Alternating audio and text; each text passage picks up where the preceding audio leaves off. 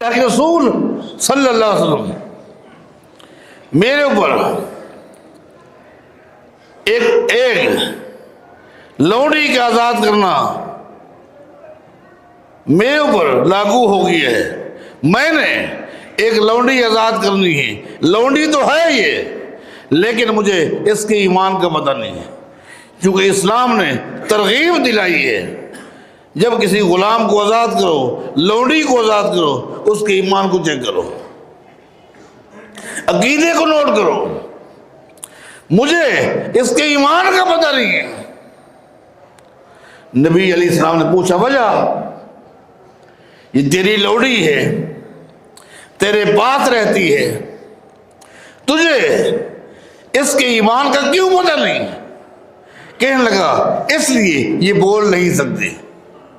سن لیتی ہے، حدیث میں ہے سن لیتی ہے، لیکن بول نہیں سکتی. کیسے اسے پوچھو؟ عقیدے کے حوالے سے کیا پوچھوں، کیسے پوچھوں؟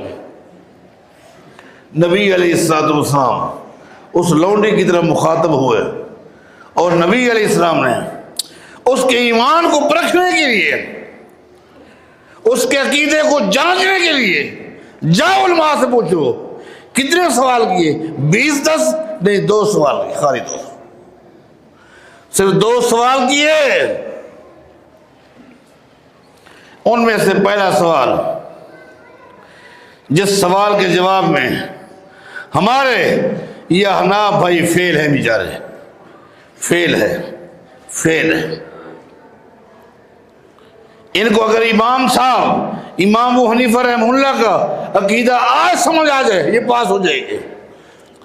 یہ فیل ہیں، اس لیے ان کو نہ صحابہ کا عقیدہ سمجھ آیا نہ تابعین کا، حتیٰ کہ امام ابو حنیفہ سب کو رحمہ اللہ ان کا عقیدہ ان کو سمجھ نہیں ہے. آج ان کو عقیدہ سمجھ آ جائے، یہ پاس ہو جائے گا. نبی علیہ السلام نے اس لونڈی سے 2 سوال کیے. پہلا سوال کیا این اللہ، اللہ کہاں ہے؟ یہ پہلا سوال، کیونکہ وہ لونڈی سن لیتی تھی، بول نہیں سکتی تھی. نبی علیہ السلام نے پوچھا این اللہ، اللہ کہاں؟ حدیث میں آتا ہے فاشارت الی السماء، اس نے آسمان کی طرف اشارہ کیا.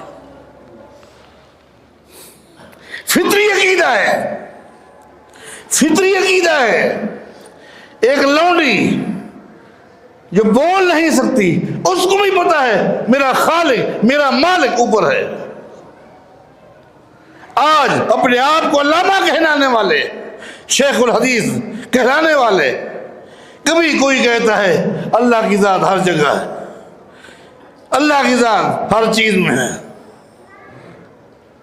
تم سے جو بہتر عقیدہ اس لونڈی کا تھا. فاشارت الی السماء، آسمان کی طرف اشارہ کیا. نبی علیہ السلام نے دوسرا سوال کیا من انا، میں کون ہوں؟ من انا، میں کون ہوں؟ اس لونڈی نے پہلے نبی علیہ السلام کی طرف اشارہ کیا، پھر آسمان کی طرف اشارہ کیا، جس کا معنی یہ بنتا ہے انت رسول اللہ، انت رسول اللہ، آپ اللہ کے رسول ہیں. بس یہ 2 سوال. نبی علیہ السلام نے کیا فرمایا؟ جب پوچھو ان مولویوں سے، آپ نے کیا فرمایا؟ فرمایا کہ آتے کہا فإنہا مومنہ، اس کو آزاد کر دے، یہ مومنہ ہے.